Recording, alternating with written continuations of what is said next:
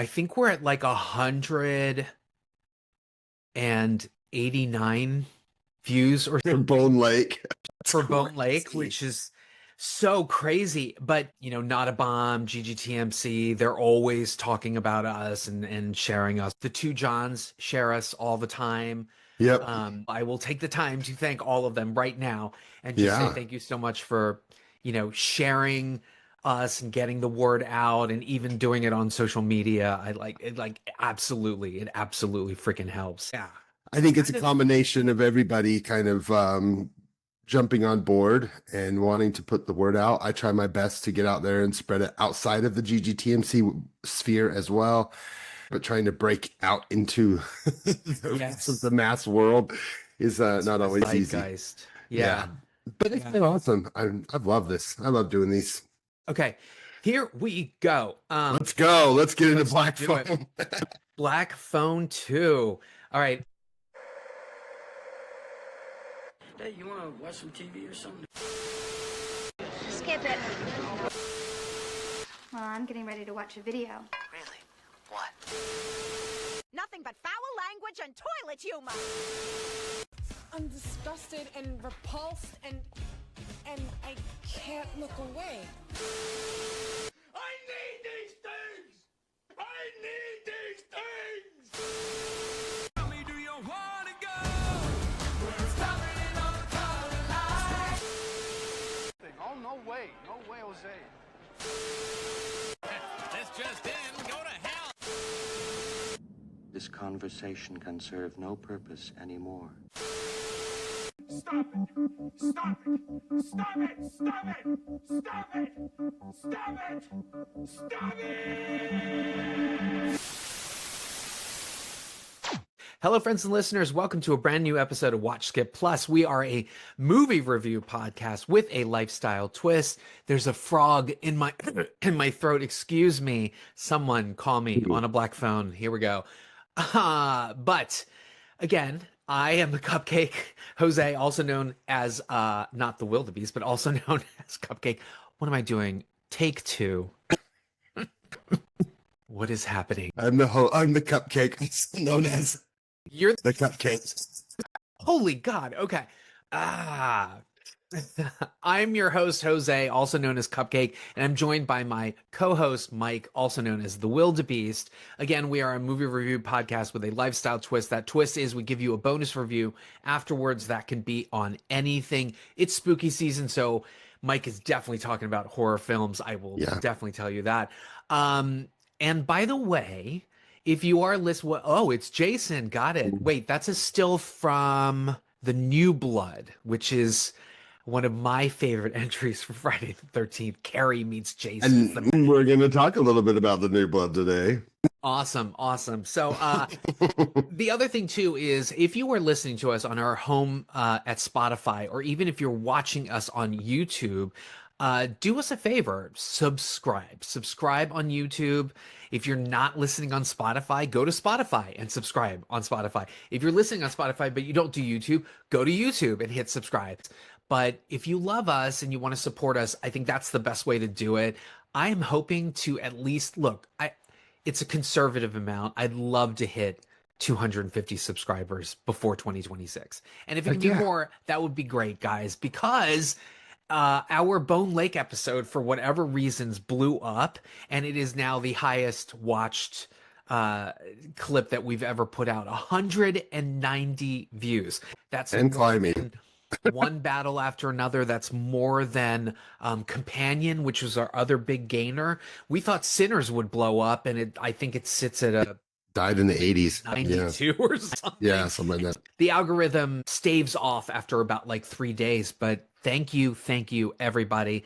And I definitely want to thank our Podfathers and our Pod Roll. So the Pod Roll is the podcast that we mention at the end of each episode that we love and are huge fans of. But each one of those pods has been sharing us, talking about us, posting on Facebook and social media about us. And so all of that helps.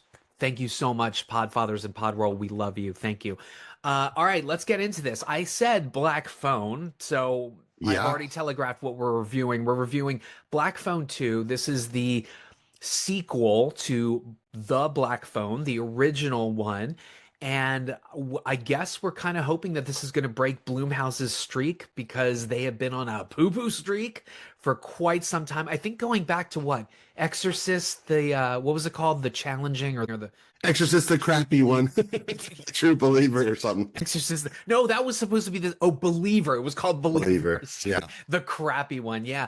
But then we also got like Megan 2, which by the way, we loved. Please check out our episode on that. It is now You loved. I was mixed on it. Right. I'm sorry. But it's on Peacock right now, and if you're on Prime, you can sign up because I did this to watch the original Black Phone. You can sign up for a 7-day free trial. Check out Megan 2. And they have the unrated cut. Did you see the unrated cut of the original Megan? They have Megan 2.0 unrated as well. So I haven't seen the unrated cut. Now I'm gonna dial that up, folks. Let's just add some F words and stuff, some more F-bomb jokes and tiny bits of blood. Okay, got it. But yeah, so Blumhouse, obviously this is the company run by Jason Blum. It's combined with Atomic Monster, which is owned by James Wan. But their horror films unfortunately have been very disappointing this year. Hopefully this breaks the streak. Let's go. Our director is Scott Derrickson. Surprise, folks. I think he's really fucking hot. Of course you do. Derrickson kind of has fishneck, but it's sexy. It's so sexy. I love a hot fishneck. Derrickson, please don't sue us when you hear this. Anyway, he went to USC Film School. First of all, he's toiled as a screenwriter for quite some time. Yeah. He has had 2 different writing partners, the first of which is Paul Harris Boardman. And so what they have done, they were co-writing scripts. They were revising drafts of scripts for horror films and genre films. So they have co-written Urban Legends Final Cut. I believe they did rewrites on Dracula 2000. They wrote Adam McGowan's Devil's Knot with Reese Witherspoon. If you have not seen that, it's great. Deliver Us from Evil, not entirely successful, but based on a detective who sort of grew his occult knowledge in New York. Very strange. And then the remake of Poltergeist, which actually, it's pretty good, folks. You should check it out. So Derrickson, no stranger to genre. His first film was Hellraiser Inferno. And so this was number 5, I think. And it starred Craig Sheffer. But, it's not half bad. It's an overlooked entry in that franchise. But it's weirdly sexy, erotic, and strange. I don't know. It was pretty good. Did you ever see that? I've never gone beyond 3 with the Hellraiser series. Oh, yeah. man. Everybody check out Hellraiser Inferno. Like, it's a hot mess, but if there's ever any film in the Hellraiser series that really tried to link up the sort of like sex factor and the kinky S&M that was always sort of like the subtext of those films. Well, not really, but I mean, you know what I mean. Yeah. It really does it. You should check it out. So he went on to do Exorcism of Emily Rose. Yeah. That was I remember all of the hyperbolic commercials. They were like the return of horror, this and that. It's actually a really effective film. Yeah. And then he went on to remake The Day the Earth Stood Still with Keanu Reeves. I know people shit on that. It's actually very interesting, and I really dug it. John Hamm, Jennifer Connelly are in it. It's really well done. And then he would hook up with another writing partner, C. Robert Cargill. The 2 of them are credited with writing this. I totally forgot this too. Cargill started as a columnist on Ain't It Cool News. Do you remember that? Yeah. Ain't It Cool News, folks, was a blog. Do you remember when we just had movie blogs? Yeah. Sort of Back like before we knew Harry Knowles was a piece of shit. Dong. I mean, listen, Harry Knowles worked his way into a cameo in Robert Rodriguez's The Faculty. I know. And yes, you are right. He is a piece of shit. There is a podcast that deep dives on his, I think it was called The Downfall of Harry Knowles. But Cargill was a reviewer and a columnist on Ain't It Cool News. I didn't know this. Hooked up with Derrickson. Well, they didn't hook up, but they professionally hooked up. Yeah. And basically they wrote Sinister, which I know a lot of people are fans of. It did not work for me, but it also starred James Ransone is an actor that he often works with. I know James Ranson because he jerked off to completion in Ken Park, which talk about an auspicious beginning. I was like, with a noose around his neck at the same yes, it time. was autoerotic asphyxiation. I was like, damn, who is this kid? And I'm gonna end up watching this guy. And color me surprised when I was watching Sinister, and I was like, why does he look Oh my god, he's the guy who like jerked off on film. Did you have to like compromise your computer to watch Ken Park like I did? No, I did not. However, I own the DVD, folks. Where did you get it from? Is there even an American version, or did you have to get it from somewhere else? So I did have to. I went to the dark web called eBay, and I found a copy of the DVD. Yeah, Interesting. there's Yeah. not a lot in print, quite honestly. That was the first film I ever illegally downloaded. Was Ken Park. I felt like the nastiest human being afterwards, especially given all of the like The stuff on that goes on screen in there. weird sex between like a young girl and an old man. Some weird shit in that movie. Yeah, it's a weird, creepy movie. That makes you feel dirty. I know. Shout out to it T. I know does. you love that movie. Well, I fucking love James Ranson, so there you go. And then they would go on to write, and Scott Derrickson would direct his MCU entry, Doctor Strange, which is one of my favorites, right? So we've talked about this all the time, taking indie directors and then porting them into these big studio things. I would never have thought of Scott Derrickson to do Doctor Strange. Mm-mm. I mean, Sinister, Day the Earth Stood Still, Exorcism of Emily Rose, and suddenly he's doing Doctor Strange, has astral body powers, and there's like martial arts. What? Who?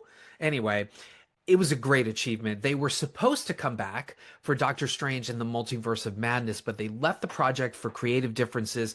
That drew them to Black Phone, which, by the way, I'm going to read this quote. Fun fact, the film was very personal to Derrickson, as he claimed it had grown out of 3 years of therapy.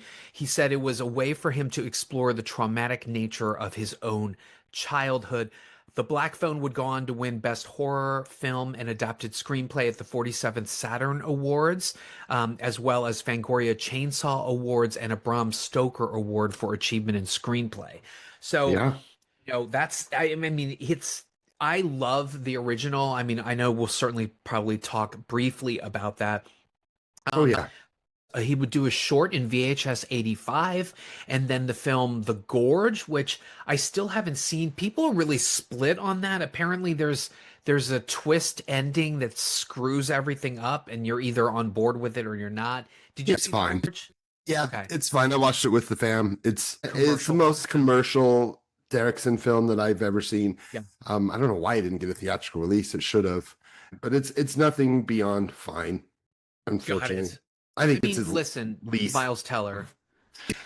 You have these two great actors and you separate them by a gorge for the majority of the film, and then the majority of them is trying to get them together. So yeah, it's silly. Music by Atticus Derrickson. We are not going to use the NB term, folks.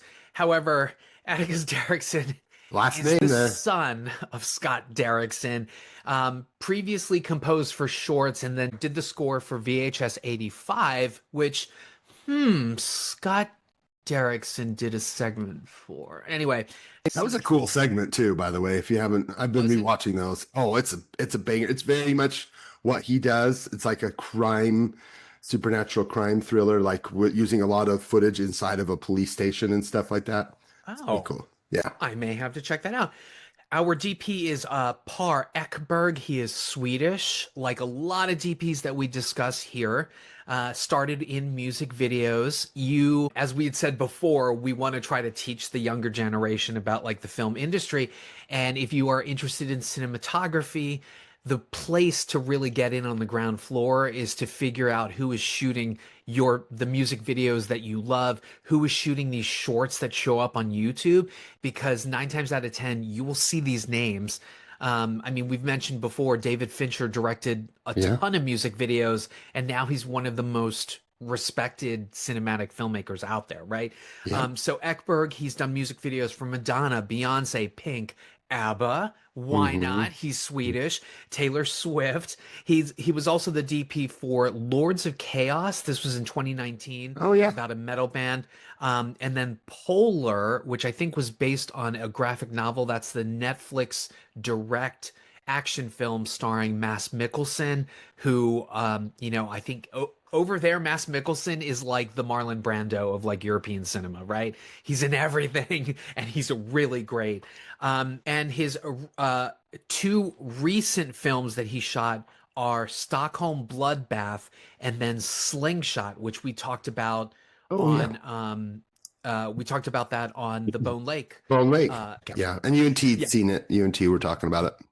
Oh, yeah, absolutely. And then there's one other person I want to shout out, Patty Podesta. She's the production designer. She's the production designer on The Black Phone, the original, but she's also done genre stuff like Dark Harvest, Freaky Tales, which you saw, but she has a long association with Brian Fuller, and she was the production designer for Hannibal, the television series, which is so near and dear to my heart, but the production design in that is just chef's kiss is what you say.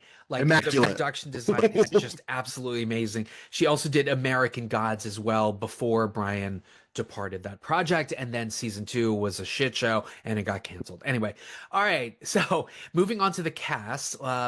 Let's see. Let's start with Ethan Hawke.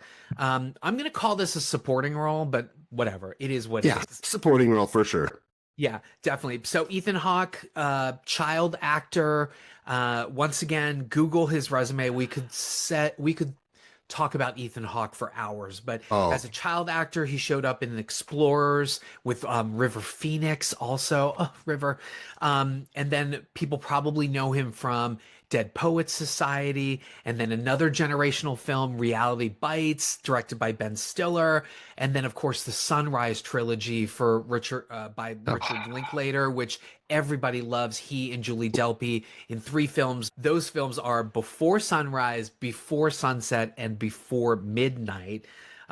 He has a long association with Linklater. He was also in Boyhood, a film which, if you young listeners want to check out, is a film that they filmed like over a series of like decades, actually, which is an interesting experiment, right? Although not the first to do that. Like 7 Up did that. There were the sequels to those. Hawke has a long association also with genre films. Oh, I should mention Training Day. He was amazing in Training Day. But he has a long association with genre. So we mentioned Sinister. He was in the first Purge. Taking Lives is a fantastic serial killer thriller where he acted opposite Angelina Jolie. So we love Ethan Hawke. How do you feel about him? Oh yeah, big fan. Like him and Linklater together just make gold. Like those two are just. I'm excited for. There's a new one with Linklater and him that's coming out. So yeah, exciting stuff. I'm a big fan of Hawke, and I really liked his turn into darkness in the first Black Phone. Of course, in this, he's much more like Freddy Krueger-esque, which we'll talk more into. He's just kind of a big bad boogity man. But I'm a huge fan. Hawke, a lot of people don't talk about it, but he was in this great little Western with what's his horror name? I think it's called something of Violence. And he is so good in it. It's got, what's the guy? Eli Roth. He did a Western called The History. In the Valley of Violence. There you go. Also, and by the way, History by Blumhouse. Yeah, Ty West was who it was. That's the other horror guy. So it was Ty West. So good. That is you said it's kind of a genre Western, or it's a Western that's very bloody. So it's a very bloody, gory Ty West Western. like Bone Tomahawk, right? Kind of, but without the supernatural elements. Got it. Oh, our Spunker is in it too. James Ranson, he's in it. I got to see this now. Yeah, dude, Valley of Violence, and John Travolta is great in it. That's one that what was it, 10 years ago? And that was when I was like, Ethan Hawke is still here. He is still here. And then shortly after, we got Black Phone a few years later, and he's great. Huge fan. He, like Travolta, he's been doing this. I'm in, I'm out, I'm in, I'm out. And, it's interesting. His resurgence, I think, happened because of dramatic films like First Reformed, but Oh, just yeah. the fact that he was in the zeitgeist because of genre films like Daybreakers. That's kind of a Oh, that's weirdo so cool. bonkers Yeah. vampire movie. I love it. I love the look of that film. All right, our young lead is Mason Thames. I thought it was Thames River, like the Thames River, right, in Oh, Britain, yeah. but it's Thames. Thames. So child actor, I think we all know him from the original The Black Phone. And we've just seen this kid grow up, and now he's like, I think he's like 18 or 19. He's got to do something about that fucking hair, though. It's very like Breck girl, like 70s, like curl mixed with a lacrosse mullet. I really hate it. I absolutely fucking hate it. But he was in the live action How to Train Your Dragon, did really well in there too. His hair was a Oh, yeah. shit show in there too. We should also mention he was in a Netflix film that I got to watch the preview of before, through the Netflix Preview Club before it premiered. But it's a sex comedy a la Porky's, which we don't see a lot. It's called Incoming. You guys have to check this out. You must check it out. He also did David Henry's indie film Monster Summer, which was actually not bad. It did star one Mel Gibson, but Mm. but anyway, I think he has a romance coming out soon. What do you think of young Mason Thames? Speaking of Ethan Hawke, he looks like a young Ethan Hawke, and he is on the trajectory to be Ethan Hawke 2.0. When I Yeah. see him, when I see what he does as a child actor, it brings you right back to what Ethan did as a kid, and this guy's going places for sure. He is Yeah. so freaking good in How to Train Your Dragon. Giving him his hair or whatever you said. I thought he was Hair aside. really good in a movie that basically just redoes the animated film in live action, but still, he was super solid in it. And you can't give him that bad of a time for his hair. He's part of the broccoli hair generation. It just is what it is. Their hair is all Said broccoli hair. I know that's the thing. Like, yeah, I guess I have a 16-year-old who does the same thing with his hair, keeps it wet until it turns into this like curly, yeah. 70s thing. Yeah. He has not mastered crying just yet, because I got to tell you, there is an emotional crying scene that he did in the first film when I rewatched The Black Phone that I cringed. I was like, ooh, that is some bad I crying. remember. I just rewatched it too, but I don't remember the bad crying. And then in this one, I was like, ooh, child, take a workshop on crying, He please. was supposed to be like stoned the entire time in this movie, so I kind of bought his weird crying in this. I guess I'll have to rewatch the first Okay, again. well, so unfortunately, I don't have experience with the devil's lettuce, as the actor called it in the film, but You want the devil's lettuce? I can't imagine it makes you cry weirdly. By the way, that is Damien Bachir. So the another actor who's in here, let's just get to him right now. Damien Bachir. He's a Mexican actor. Love this guy. I mean, people will know him from there was a FX series called The Bridge, which was a remake of a Danish series. He was in that, but people will know him from like Alien Covenant, The Hateful Eight, The Nun. Weeds. I love this guy. Weeds, yeah, absolutely. That's all. When I see his face, it comes back to Weeds every time. Absolutely. But he's Mexican, but he is the actor that I was trying to say Marco Pagosi reminded me his voice of Yeah. in Bone Lake, because every time Marco talked, all I could think of was Damien Bachir. And he was in a Grudge reboot, wasn't he? Yeah, The Grudge. He played Grudge, Chris yeah. Goodman. So I love Damien Bachir. What do you think of him? Do you love him? Oh yeah, great character actor. Yeah, super solid. And I love what he does in Weeds. His like turn from being the cartel master to kind of having a heart was interesting. Yeah. I like that. Yeah, it was good.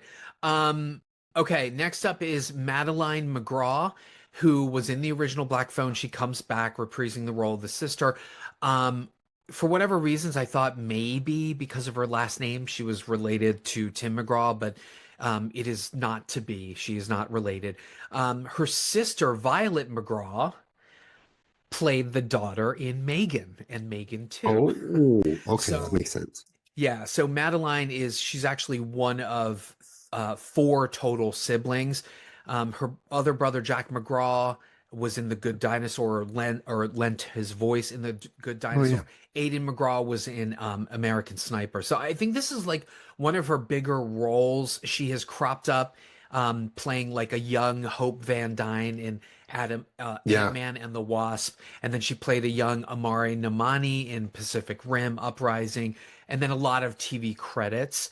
I think she's really strong in this. She definitely was very strong in the first one as well. Thoughts on Yeah. McGraw? She's a star in the making. She really blew me away in this, and she kind of becomes the lead in this sequel. And my gosh, I'm a huge fan. I'm excited to see what she does. And she popped up in a Sulphur Springs show on Disney. So yeah, she's Oh, really yeah. going from being a kid star to climbing. So she's only like Yeah. 16 or 17. So good for her. Also, I'm pretty convinced she wore a horrible fucking wig in this movie. Like, Yeah, I know, I'm sure it was a wig. listen, folks, I know I'm gay, but like the hair, I pay attention to hair in films, and her hair was atrocious. It had to be a wig. Do we have to talk about the wig and the cleaner? Let's talk about the wigs. Jeez, please. I Yes. love it. On our podcast, you were even like shifting your head, like doing it, like you could see Daisy. You were like, Daisy, really, you could see it like moving. Da da da. Yeah, it was like her hair was moving throughout that movie. I love the wig. It's fantastic. Following up, Jeremy Davies, he plays the father. Sometimes I worry about him because he's so skinny. I know that is actually body shaming, folks. I understand this. I do get it. But it's just his metabolism. He's always been that way. I don't think younger audiences will really recognize Jeremy Davis the way you and I do. So Saving Private Ryan, him working with, is it David? Yeah. David his name? David O. Russell, the one who yells at people. He's worked with David O. Russell. Yeah, I don't know that he got Me Too'd, but I think working with David Russell has been very, the rumor is he's very, very difficult. Davies was also in Lost. He's been in a ton of films. What do you think about Davies? Do you love him? Yeah. I think I first remember him in The Wonder Years. I think he played a kid in there. So yeah, he's someone who we kind of grew up with, and he actually, has been everywhere. He played a version of Charlie Manson. I think it was like a TV version of Helter Skelter. That's right. You remember that? He was really good in that. Yeah. Convincing. Yeah, he was really good. I mean, honestly, in my mind, I kind of see him like the dramatic version of like DJ Qualls, but it is what it is.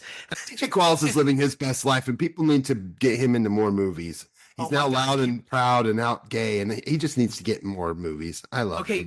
First of all, and I don't know why I wipe my mouth so weird. First of all, I'm sorry.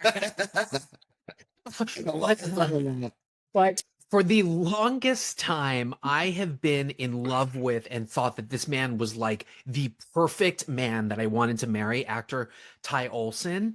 Okay. And I had no idea that Ty Olsson was gay, and he married DJ Qualls. I was like, what world am I living in? Yeah, I've seen them both pop up on podcasts, and they're just great. Yeah. They're so adorable. Oh my God. Yeah, they're a cute couple. I love it. Okay, there's one other person that I'm going to say, or I'm going to mention, and I'm sorry. Y'all, when you see me in person, friends and listeners, you can just slap the shit out of me, because the other actor I want to mention is Miguel Mora. He is playing a character related to a character in the first film, and I did not realize it was the same actor. Same actor. Yeah. It's so stupid. What is wrong with me? Because obviously they styled him differently in this film. Totally different, but yeah. But it never occurred to me to be like, wait a minute, is it the same actor? It is, in fact, the same actor, folks. But he's really great, very attractive. I did not know this, though. Apparently, he's 5'3.5". They're shrimps. He's a shrimp. He and Madeleine are shrimps. Anyway, he looks taller on film, I don't know what's happening. Anyway, okay, here we go. I am dying to hear your thoughts. Spoiler-free thoughts on The Black Phone 2, the sequel to the and this one is poised to be very successful. If I'm reading this correctly in the trades, they've actually been trending up, which Yeah. usually doesn't happen for a horror film. It's usually what we call, the industry term is front loaded, meaning it has its genre fans. Everybody swoops into the theaters on the first weekend, and then it typically drops like 63% the next weekend. But this one seems to be bucking that trend. So Yeah. what do you think about this? Well, the franchise, especially the first film, I think was polarizing to a lot of people. I think the majority of folks enjoyed it more than those that didn't. But it's this weird kind of mixture of almost like a coming of age teen drama in the 70s, mixed with supernatural and horror elements, and very, very much feels like the writer of the original story, Joe Hill, it feels like his dad's work, Stephen King, like he was kind of tapping into his dad's psyche with this story. And the first film itself, you know, and we're not going to spoil much because most people have seen it, but the concept of people communicating via static electricity through a telephone to people is not new. But yeah, white noise again, but it was done in a way that some people felt like it was too kiddie, too childish, maybe. But at the same time, that's what I loved about it, because it's made for us adults who were children in the 70s and 80s. It's to bring us back to what it was like to roam the streets at any hour, for parents not to know what's going on, for it's 10 a.m. Parents, do you know where your kids are? No, most of them are too drunk. Exactly. They're drunk to know where their kids were. Even bike riding at night, because there were no fucking cars. There was no cars. Just sneak out. And that first movie brings you back to that like nostalgia, but also reminds you of what it was like to be a kid, because the parent in that first film beats the shit out of his kids. He's dealing with trauma, and to me that was the most disturbing scene, when he beat the shit out of his daughter in that first film. I was like, oh God, my God. It really, that first film brings you into this world, that this grimy 70s real life feeling, but also plays with the fantasy. And what I love about this sequel is that we're following the characters, not the killer, not the murderer, this brother-sister bond, which I thought really was so strong in the first, and it continues in the second. Just like the first film, this is very much going to divide audiences. Some people are going to feel like it goes in a totally weird direction. But I thought, what happens when you mix Freddy Krueger with, Scott Derrickson and Stephen King all into this weird kind of world? I dug the hell out of this. I liked that it was snowy. I loved the grainy dream sequences. My God, that like 8mm grainy dream sequence stuff is totally frightening. But I understand where people are like, there's not a lot of death. There's not a lot of kills. This is not about that. This series has never been about on-screen deaths or on-screen kills. It's about trauma. It's about internal, like, horrors. 4 years into the future from the first film, we follow the brother and sister still having her dreams, a la Carrie, so we very much have a Carrie-esque character, and these films are very much about using your gifts, and the first film is about that as well, understanding what your gifts are and learning how to hone them in. And sometimes, like a diamond, you need to have some rough shit to happen to you to kind of throughout time to beat the beauty and the skill out of you. And you kind of can tell that first film had to happen to help her tune into her goal, into her gift. And the dad, of course, in the first film did not want anything to do with her gift, felt like that was the death of their mother. There's a really nice twist that we'll go into, which kind of brought back the first film as something that's building the mythos of a first film and grabbing onto characters that you love and continuing to build on them. For me, it worked. Does it turn into a little Scooby-Doo? Sure, it does. It definitely turns into Scooby-Doo. And at times it feels like it should be made for kids. But it's, again, like the first, it's made for adults who want to tap into that childhood memories of the 70s and 80s, what it was like watching Scooby-Doo, what it was like reading these kind of mystery novels, because it's very much like a mystery novel that you're kind of unraveling while you have these dreams and you're worried, like sick, that this sister is going to be killed. I mean, I love their relationship. I love their friendship. It reminds me of me and my sister, who are just the two of us. And so that part of these movies work for me. If you're a sibling and you have a close relationship with your, a brother and sister, like I did with mine, it really hit home for me. Oh man, did I love the ending of it. But overall, yes, it goes Scooby-Doo. We get them into a camp where they're going to become counselors, where mom was, and we meet other cast of characters, and they're solving a mystery. And then you get a little bit of The Ring meets, Stir of Echoes. These movies have kind of played on the whole Yes, time. absolutely. I dug this. I liked it way more than the first film. I love the dream sequences. I like the mythos building. I like that we spend time on focusing on building character where most horror sequels build body count. This is not about body count. This is not about like throwing blood at the screen. This is about characters that you care about and what makes them the way they are and how they can use their gifts and how trauma can get in the way of using those gifts. So again, for me, this is a solid watch. Definitely a watch for me. Better than the first film. And I have a feeling you're going to try to poo-poo all over my thoughts. So let's go ahead. I'm pulling my pants down and I'm getting ready to take a. You're getting ready to Trump all over me. I'm gonna AI slop all. Well, wait, hold on. Okay, so let me ask you this. Sure. It is a sequel. Yeah. There is almost a reversal in terms of arcs for our two leads. Yeah. Did you like that? Did you like Loved it. that I reversal? loved Okay. following her. And I like that what happened to his character makes so much sense that he just becomes a burnout. He's so much reliving those days and that trauma. I mean, he was kidnapped and thought he was going to die and was freaking speaking to ghosts. We forget about that. Anything's going to make you become a pothead. That's it.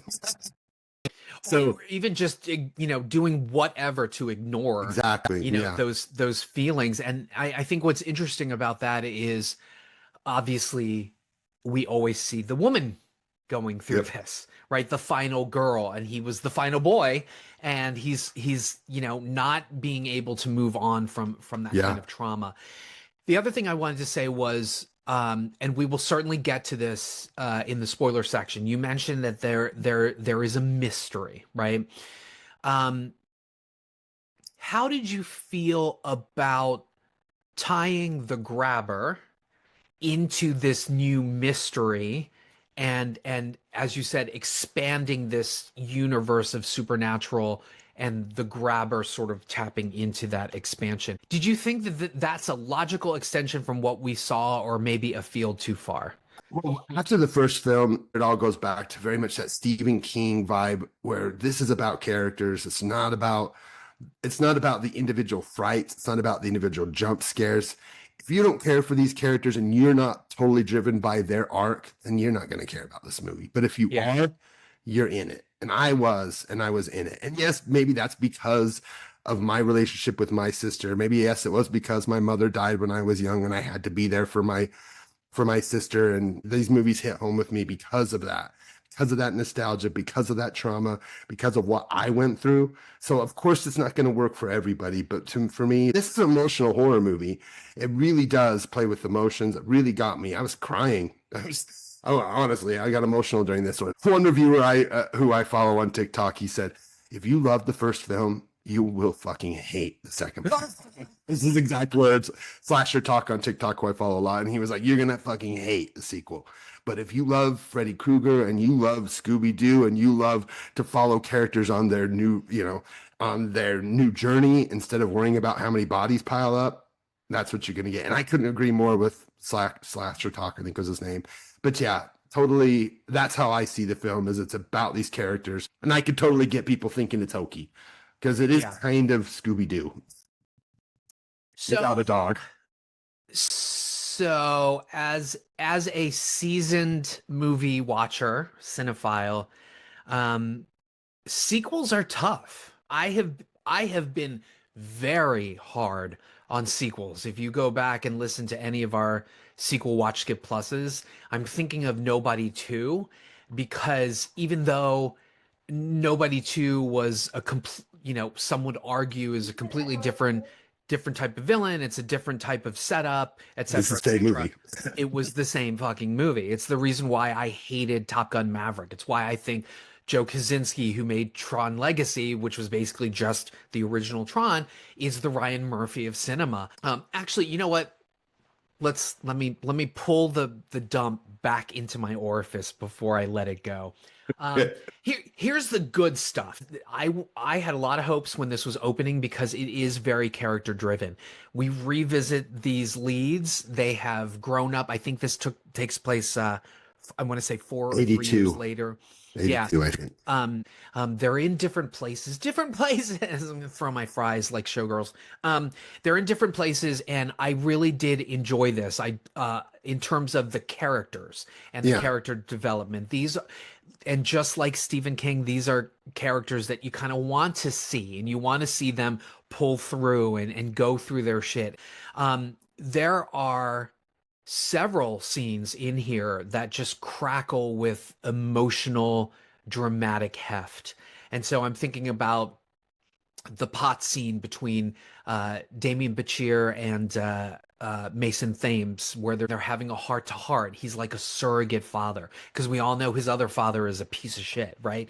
Although his father has his own arc, and that not to spoil it, but there is something there, and there's even a three-way sort of conversation between the two leads and the father that is also has a lot of emotional resonance.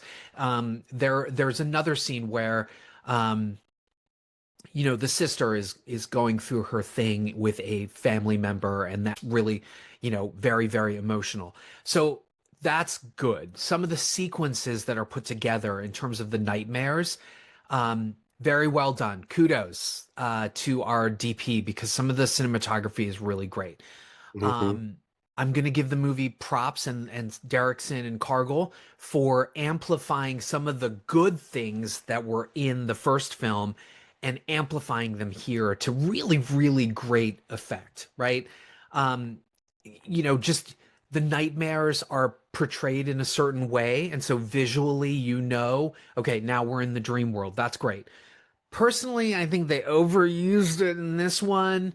I feel like there are ways that you can telegraph to an audience visually that they are in the nightmare world without having to duplicate what they did in the first film. Yeah. And now we're going to start into some of the negative stuff. Let's go. One thing is the film is kind of anachronistic, meaning out of time, because this is supposed to take place in 1982.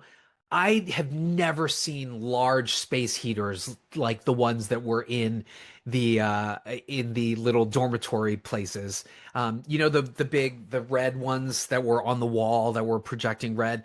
I've never seen large ones like that. I don't know that they made huge ovens like that back in 82. Maybe they did. Also, one of the characters says, "It's been a minute." We were not saying those things in 1982, folks. And then towards the end, they say something else like, just saying was not a catchphrase in 1982. And so, the film is sort of showing its like anachronistic feel to it, right? A little too modern.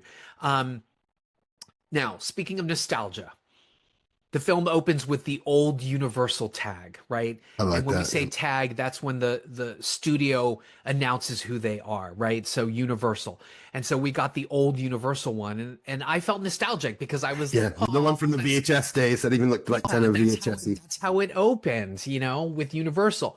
But I always look at something like that, and I'm like, it's either a warning signal that this is going to go too retro and it's bullshit, or it's just a fun kitschy nod. Like, at the beginning of The Nice Guys, Shane Black's movie, we get the old school Warner Brothers with the 3 slashes in the box and the red, right? And so, immediately seeing that, I was like, fuck, what are we in for? And sure enough, the reason why I do not like this film is that, like the sequels of the 80s and the 90s, the motto was bigger, better, but more of the same. And this film follows the exact same formula of the original. We get an incident, we get a title sequence that catches you up on the times, we get the scratches and the pops of the nightmare and the change to like a different stock or whatever. Like, it just was annoying, almost so. I like that.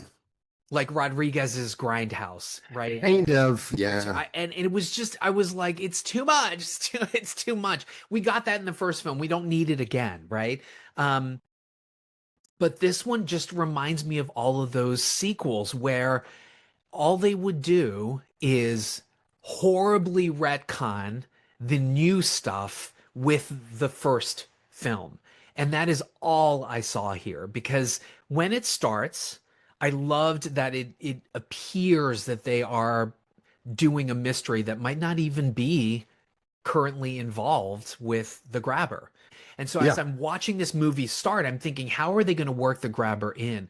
And again, I'm not going to spoil it, but when they work the grabber in and then he becomes Freddy Krueger, it was too much for me. The reason why it didn't work for me is I saw the franchisization of this film and trying to make the grabber into this bigger specter Freddy Krueger kind of thing. And the other problem that I have with this is it sets up the rules, it re-telegraphs the rules from the first film, and then it breaks it in such horrible, stupid 80s sequel ways that I couldn't abide.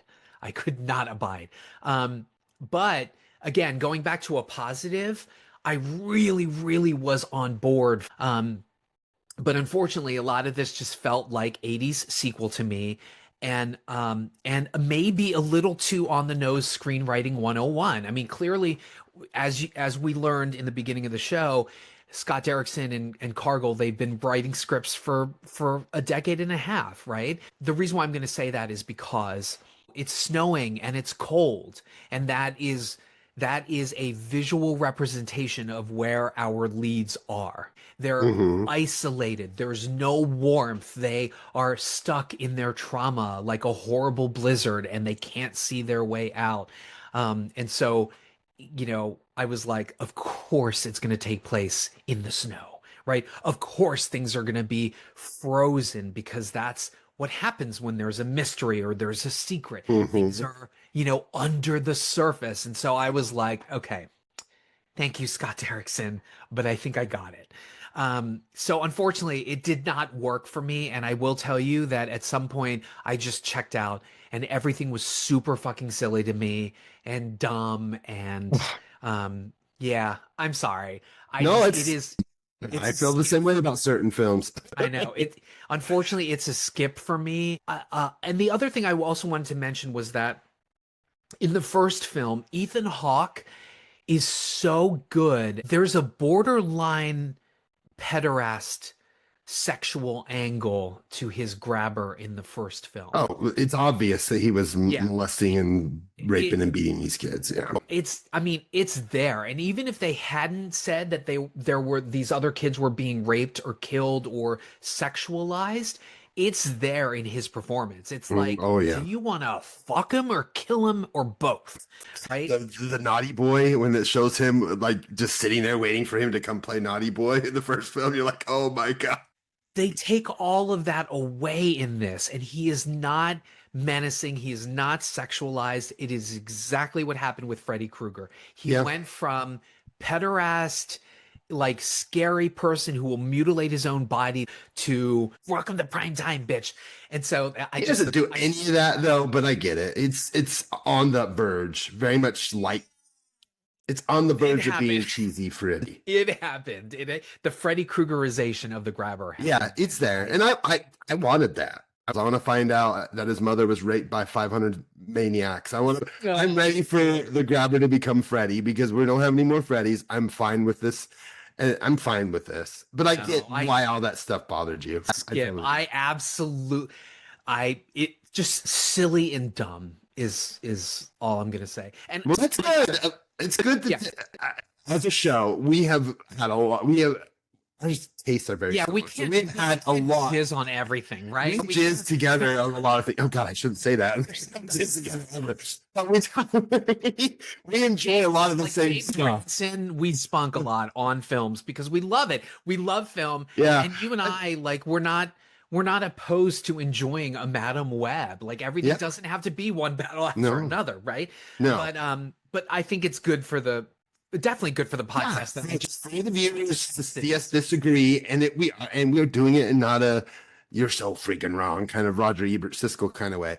But again, it comes or down just to on the internet when, some people on the internet can just be like, oh, you don't agree? You're a fucking dumb film critic. Like, you don't know what you're talking about. And it's like, really? Because I didn't like The Black Phone too? no, a lot of film is subjective because it depends upon your lived-in experiences.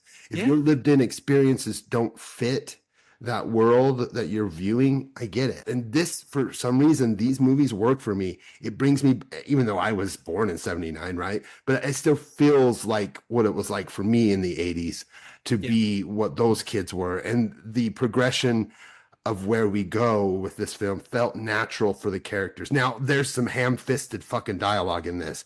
Again, that goes back to it feeling like a Scooby-Doo. Cargill just like cheesy dialogue, one-liners, corny little stuff that he slides in, making people think that it's sly.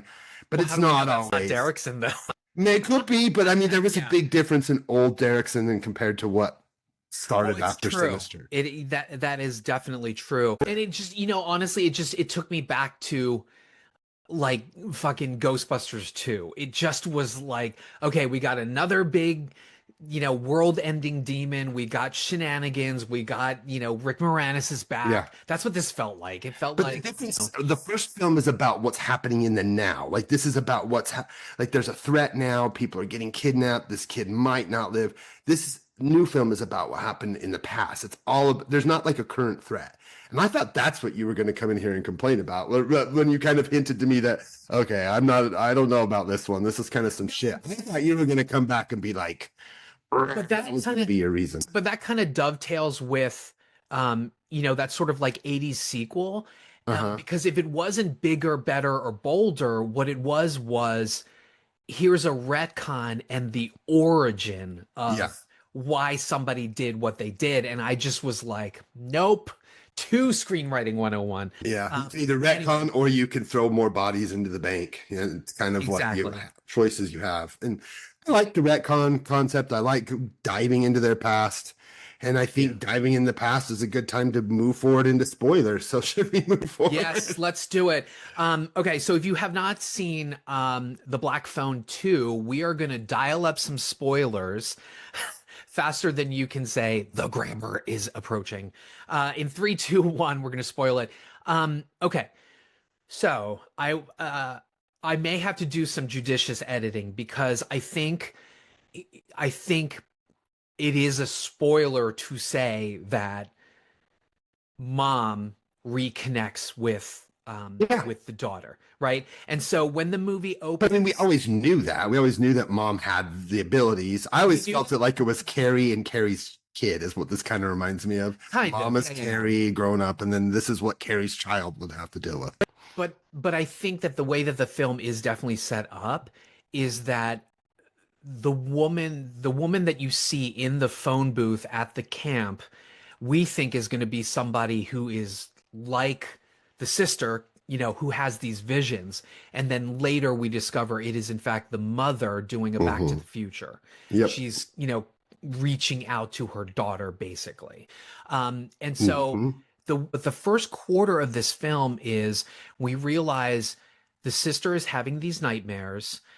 She is seeing kids who are being slaughtered. First of all, if you are averse to kids getting mutilated, there's some graphic stuff in here. Oh, yeah.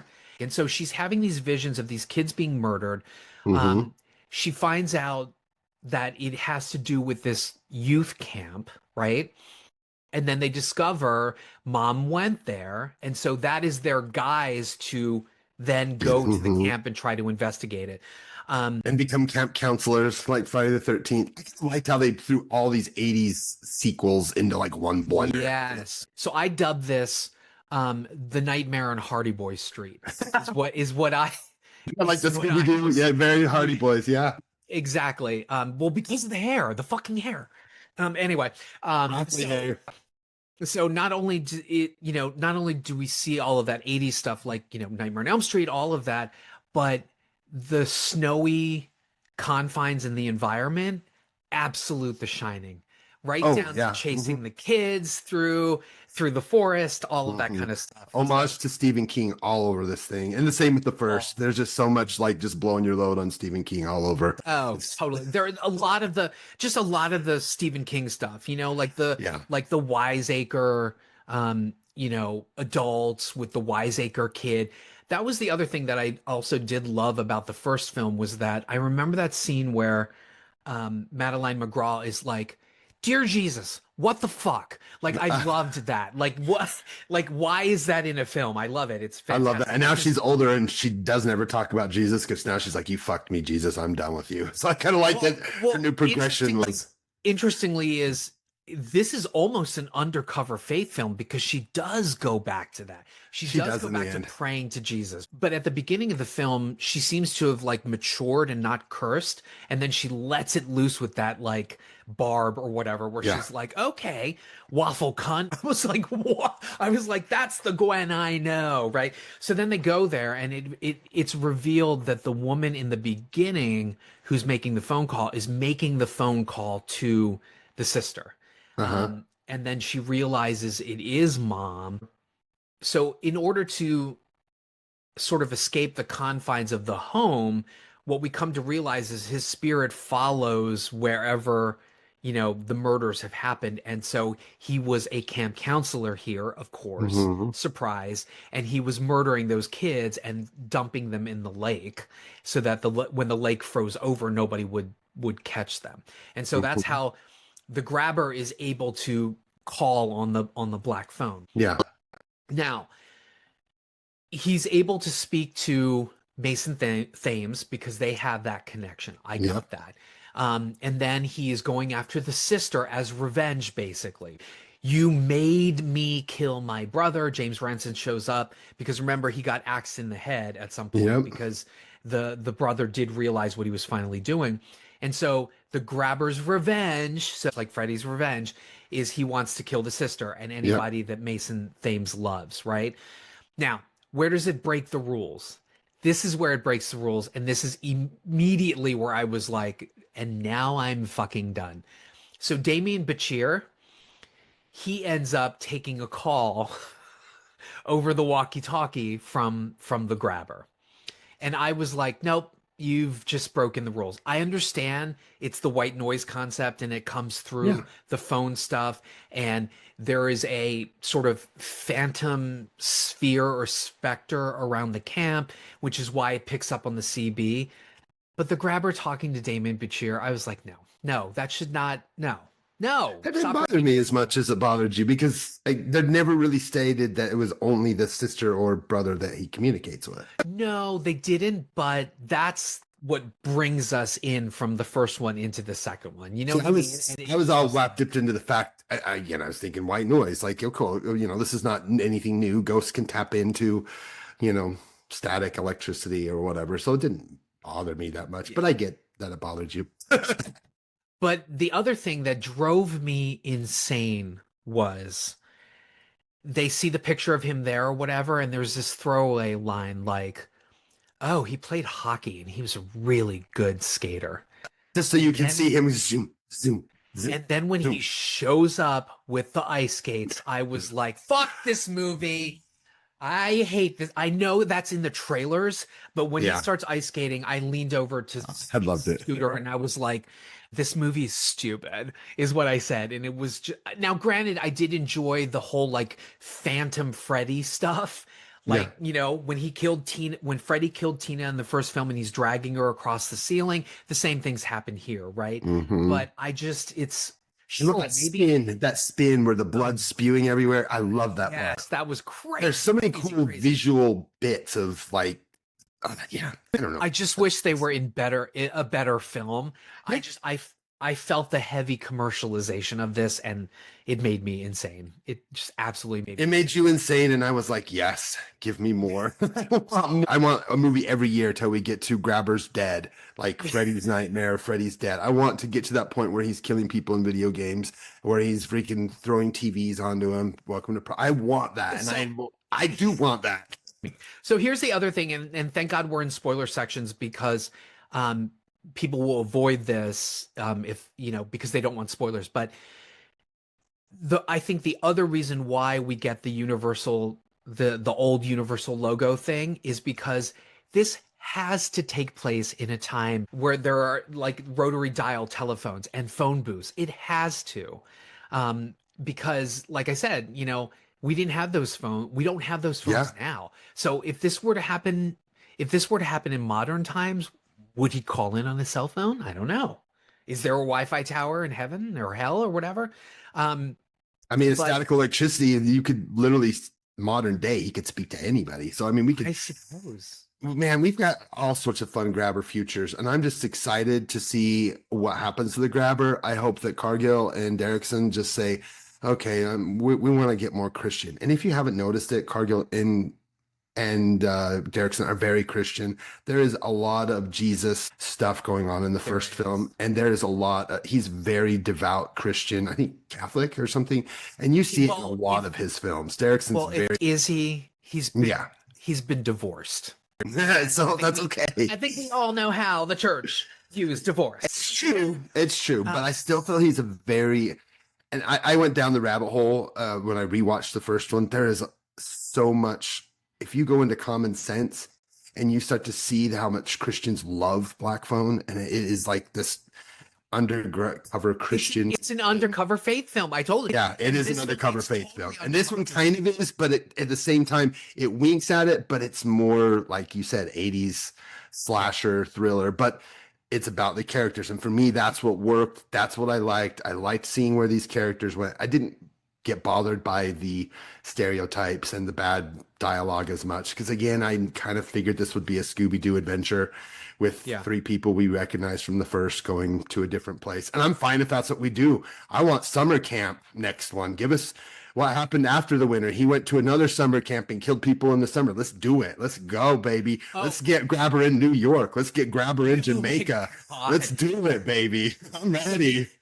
So the other spoiler thing that I was going to say was that I know you didn't like Clown in a Cornfield, but I haven't seen it yet. So I'm in the middle of reading the book. Oh, for some reason I thought you did, but I know that, Rick and Troy and Brad did not like. A lot of people do not like that, and I have a feeling I love the book 5 times. I've seen it 5 times. I fucking love that movie. Yeah. Anyway, you like the weeks. There's a really good joke about rotary dial phones in that movie. I won't spoil it then because it had me howling. I think it's one of the best cinematic jokes I think I read that people are like, a phone in the middle of a camp like that is not real. I'm like, yes, it is. I remember calling my mom homesick as hell with a rotary phone that was in the middle of nowhere like that. That did exist. There were phone booths every block in cities. Yeah. And in camps they had one because everyone was lined up to call their parents. And I did summer camps. I remember what it was like standing in line at the phone booth to kick somebody else as they're crying, talking to their parent. So that was very real. So listen, I'm going to do it right now. Scott Derrickson and Robert Cargill, I have written Black Phone 3. It will now be a possession film where the grabber will possess somebody, and then they will get the dreams, and then they will finally realize, oh my God, it's the grabber inside that man. We have to do an exorcism. I've written it, folks. There you go. That's the sequel needs someone like Rennie Harlan to come in and do what he did with the third film. So we need Rennie Harlan, get away from the strangers part, whatever shit you're doing. That's already on PVOD, by the way, chapter 2.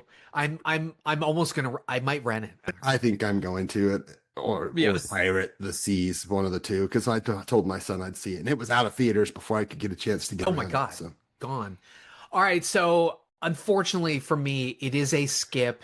Wait for streaming. I just Nightmare on Hardy Boy Street is it is. For me, it's a watch because of the reason it's a skip for him. So depending on your lived experiences, make your choice on whether you want to see this or not. We've warned you. We've given you both sides of the spectrum. So you can just make a decision if you want to spend money on this or not. Like I've heard people say this is too different from that.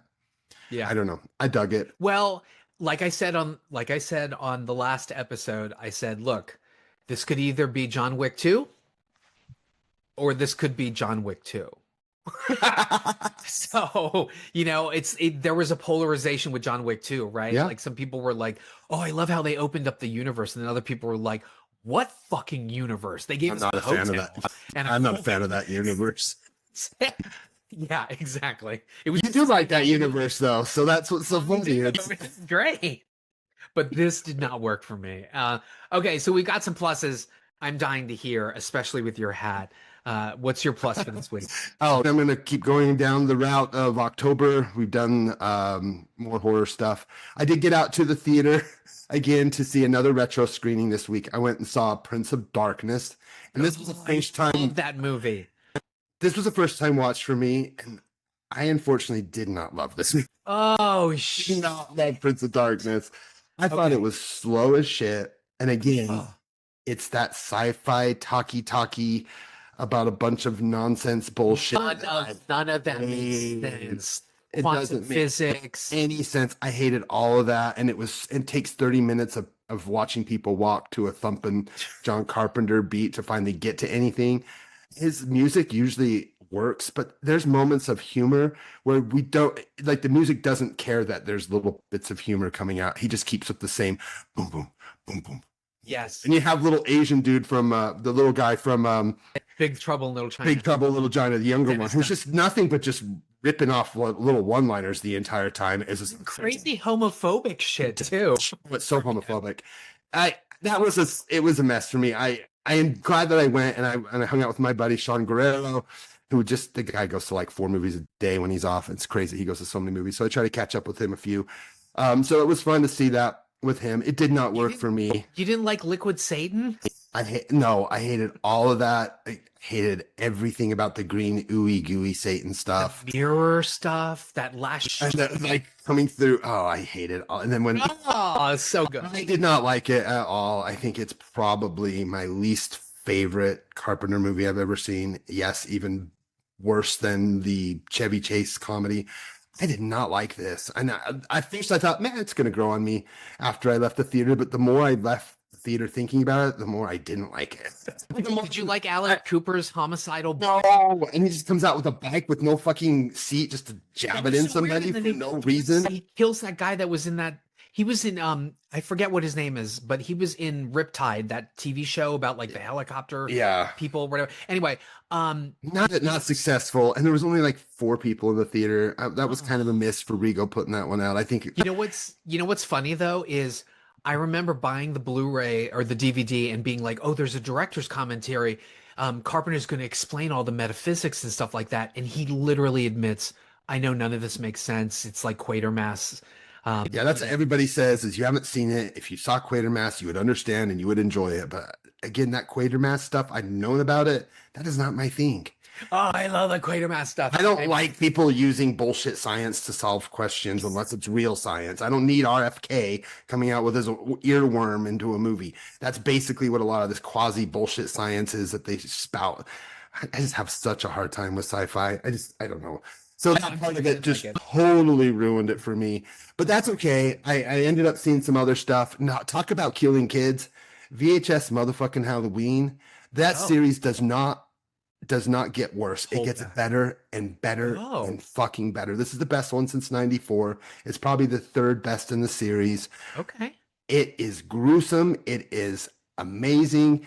It kills kids in ways kids have not been killed on screen before. Oh, yikes. My God. Clutch the pearls. I loved this thing, man. And there's probably one of the most disturbing shorts in VHS history called Kid Print, which is done by Alex Perry Ross, who's an independent, like, kind of dramatic filmmaker. And it is the fucking most disturbing, creepy, like, gets under your skin. Like, that one really got to me. But overall, and then we get Fun Size, which is another short which creates this new monster that I think we're going to see all over, like Art the Clown. It's like this big red face that's like made out of, like, it looks almost like a balloon man. It is so cool and creepy.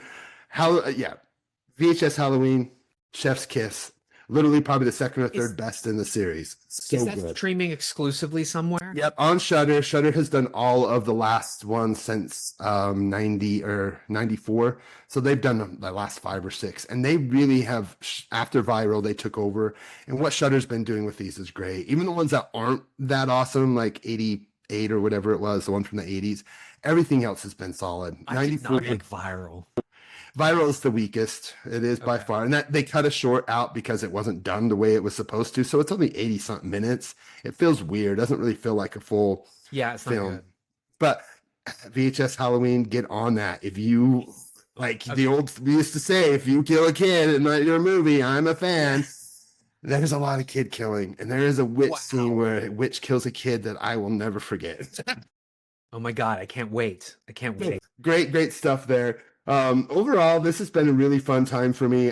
One other one that I had not seen before that I'm going to top off is called I See You, which is a thriller, Bella mystery, horror. No, it's got Helen Hunt in a small role. Oh, that's right. And then it's- the cute guy that was in the babysitter films and Suit of yeah. Flesh. Yeah, he plays her husband. I Yeah, think. Judah something or no, the kid. Judah something. The kid, yeah. Yeah. Dude, that movie, well, that bangs. I'm just gonna say it bangs. I can't Really? say much about it because it's really fucking good. I remember when it first came out, it went straight to pretty much like streaming or something in Yeah. 2019.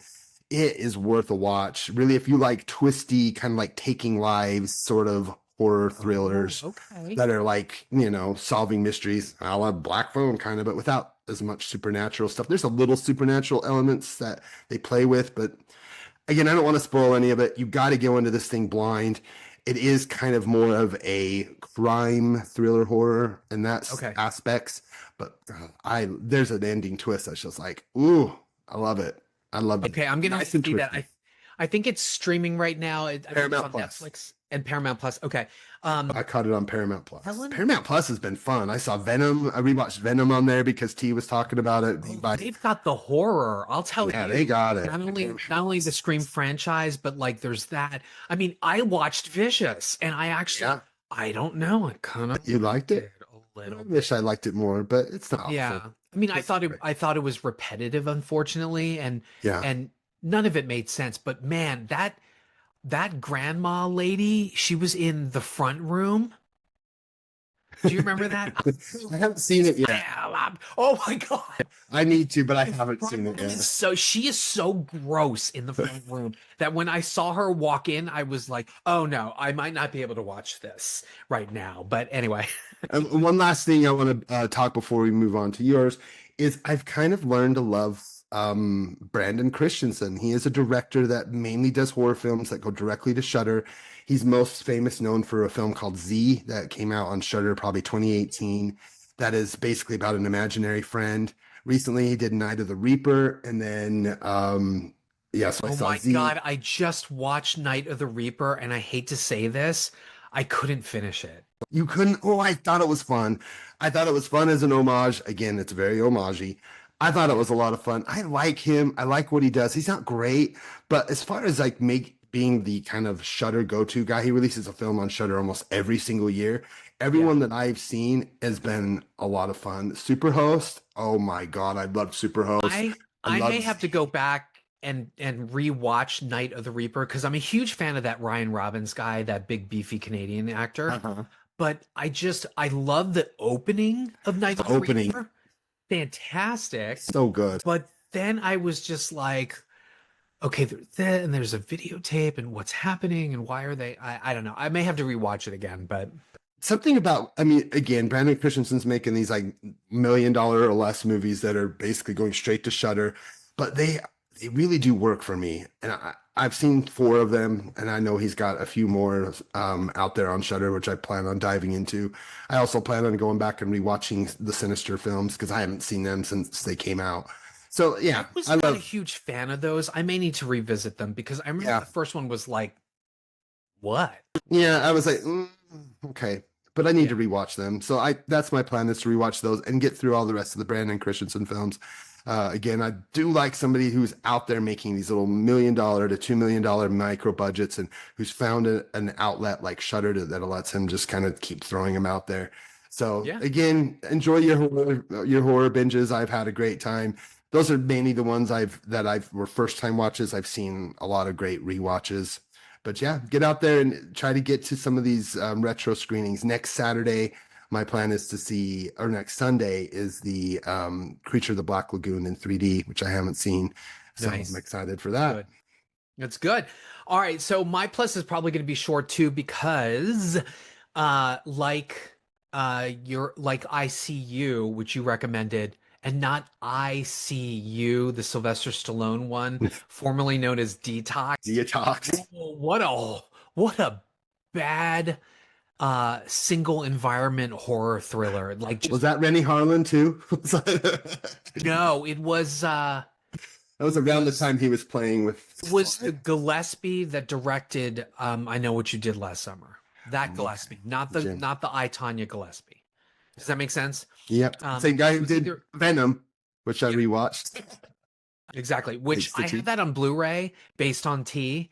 And I watched it again and I still was like, no, this is shit. But you know, whatever, it's fine. It's fun shit. It's total T shit. It's the most 2000s garbage. Kevin Williamson, man, how far he fell when he put out Venom. Okay, so my film, the film that, and this is funny, when I Google this, I keep uncovering these articles that say, how come no one talks about this film? So I'm a huge fan of this actor. His name is George McKay. He looks like a Muppet. He's like pale white. He's British. Sounds familiar. But he's a really, really strong actor. He was in 1917. I reviewed Femme on the Gentleman's Guide to Midnight Cinema. It was a gay film that he was in. And so I've been kind of watching these George McKay films. One is called Wolf. He was amazing in that. And then another one that I saw, How I Live Now with Saoirse Ronan and Tom Holland. But I dialed up a film McKay stars in called Marrowbone, Marrowbone. This is 2017. I don't even want to read the log line because I don't want to spoil this film. I want everybody to go into this blind. And it's an hour and 50 minutes, but just go with it. It's a slow burn, but there is a twist and some scares in the film that just worked and floored me. And I loved this film. So it's directed by a gentleman named Sergio G. Sanchez. Yeah. Spanish. He is friends with J.A. Bayona. As you know, Bayona directed like The Impossible and The Orphanage, I believe. But this gentleman wrote The Orphanage. He wrote those, yeah. Yeah, The Impossible as well. And then he wrote the series The Girl in the Mirror in 2022. And so this one has an amazing cast. We've got George McKay, who I already mentioned, Charlie Heaton. People will know him from Stranger Things. He was the older brother. Mia Goth is in this. We all know she took off Infinity Pool Maxine. And Anya Taylor-Joy is in this. So it's got an incredible cast. There's also a gentleman named Kyle Soller who is in this, who it kind of looks like a young Jude Law, if Jude Law looked like a dorky, like Hogwarts student. Anyway, please check this out because it is really, really good and very well done. And there's just a heartbreaking performance by McKay. He's quickly becoming one of my favorite actors like ever. Not just because he's super hot and you do see his bare feet in this film, but he's great. I'm feeling like I need to collect all George McKay films. And then The fact that he looks like Mads Mikkelsen, that's got to be part of the reason why you like him. well, Mads Mikkelsen, if he were a Muppet. So Although they look so similar to me, they have that kind of like rugged jaw and the nose and the Definitely. pretty eyes. Yeah, very I similar. mean, but listen, you know me. If you look like a Flintstone, a Muppet, or Inspector Gadget, I'm gonna think you're really sexy and hot, and maybe want to marry you. So I know. I just tell people, I said, my co-host, like number one most attracted to man is what's his name that you love, the writer from Scorsese's writer, Paul Schrader. I'm like, Yes. she has a huge crush on Paul Schrader, just so you know who he is. And he's like, fucking love him. so he likes little tiny big hairy bald men. Yeah, big nose. Big noses. Yeah. And then the other horror film that I stumbled upon, okay, I know, folks, it's produced by Stephanie Meyer, who wrote fucking Twilight, okay? And it is based on a Louise Duncan book, which she wrote, I Know What You Did Last Summer. Mhm. So I know already people are like, nope, not gonna fucking watch that. But I watched 2018's Down a Dark Hall. Um, so the logline goes, a troubled teen named Kit Gordy is forced to join the exclusive Blackwood boarding school just to find herself trapped by dark forces around its mysterious headmistress, Madame Duret. And Madame Ooh. Duret is played by one Uma Thurman, who appears to be channeling Emma Peel from her Avengers big screen Oh, that's funny. flop. She Mhm. appears to be channeling a little bit of like Liza Minnelli meets, Emma Peel in this. But Anna Sophia Robb is in this. She's really strong in this. You will also see Isabel Furman, who people will know from Orphan. Taylor Russell shows up in this, who we all know from like Bones and All, and then the Escape Room sequels. Yeah. So this film surprised the hell out of me. It's directed by yet another Spaniard. I don't know. I was doing my Spanish horror director Yeah. thing this weekend. But Rodrigo Cortez, he is known for. Give me 1 second. Buried, right? From Ryan Reynolds. I'm pretty sure he directed that. I mean, he was at Sundance with it.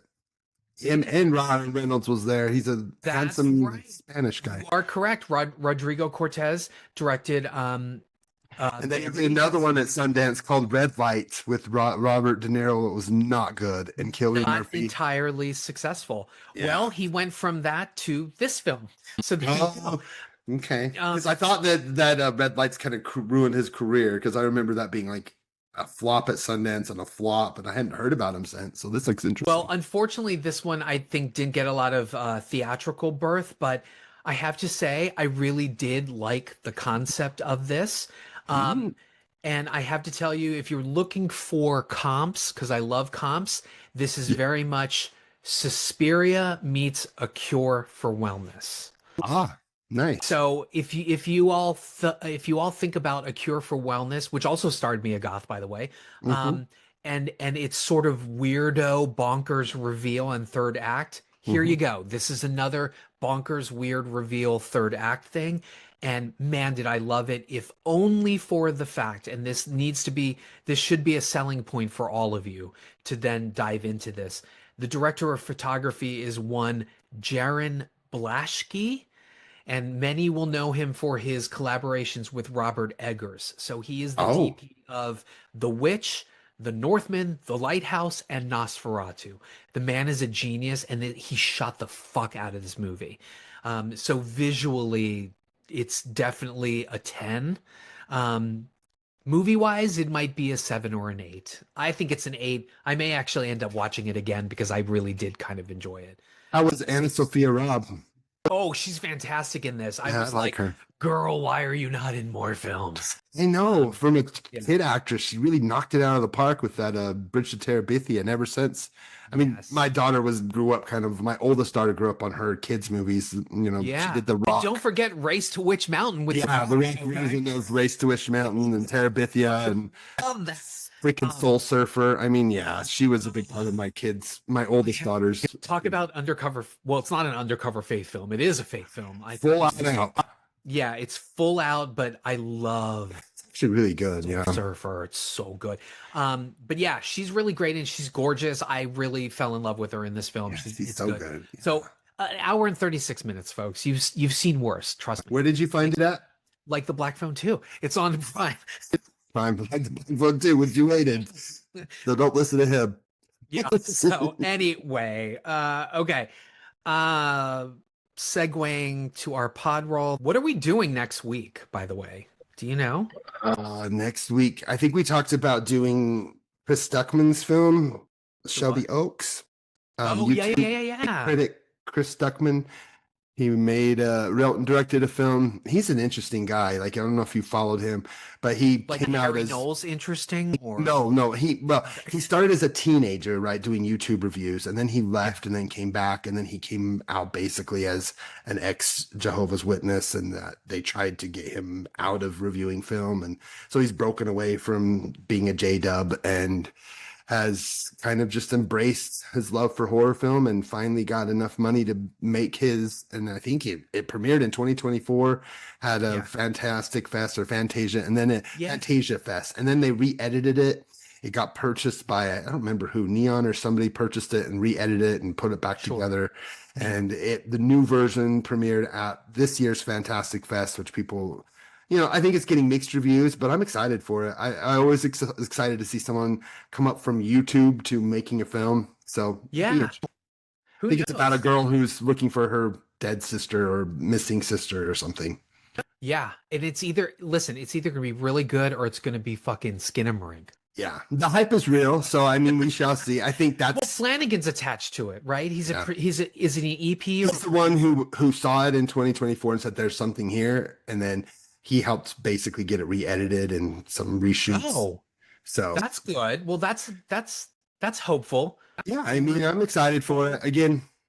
Or it could be Jordan Peele purchasing Monkey Man. Yeah, it could be.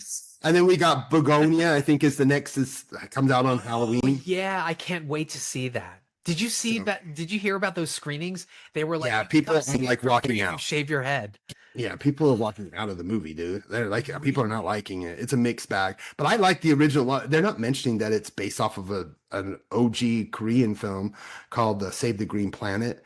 And basically it's the same concept where these environmentalists think that they have kidnapped this guy who's runs this business, who's a big corporation that's polluting the world. And then, is he an alien or not?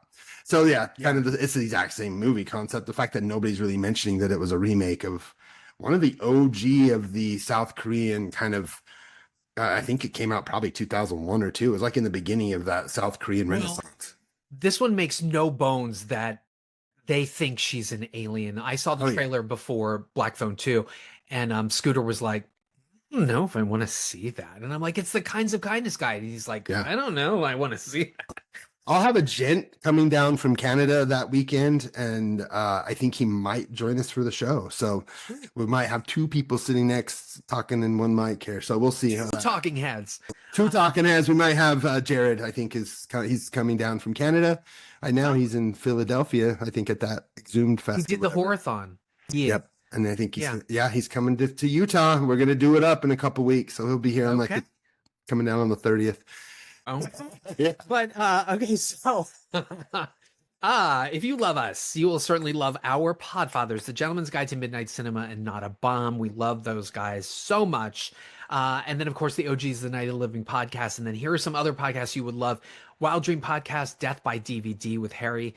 Raiders of the Podcast with The Crew, who we love. They've guested. We still need to get Dave. Backlook Cinema with Zoe. And now for something a little bit different, our YouTube brothers, the 2 Johns. Caliber 9 from Outer Space. Rob, I promise I'll guest eventually. Feminine Critique. Talk Without Rhythm with Goro. And Parting Thoughts, Mike. Yeah, as it's getting colder, remember to get out there with your family, enjoy live theater. Get out to some spooky houses, folks. Have fun. Enjoy October.